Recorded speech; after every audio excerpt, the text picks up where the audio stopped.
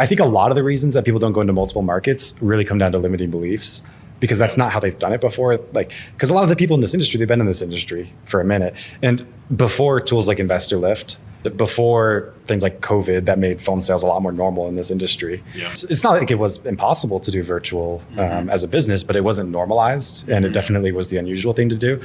So I think part of this is just the overall trend. Most of the time when I talk to people, the reasons that they don't want to go virtual are just made up in their head. I agree.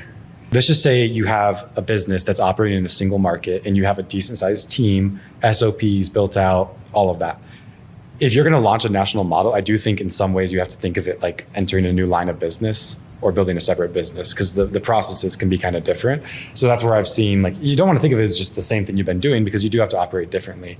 But so you either have to be in multiple markets. Yeah. And like doing virtual acquisitions is a whole different process than in-person acquisition.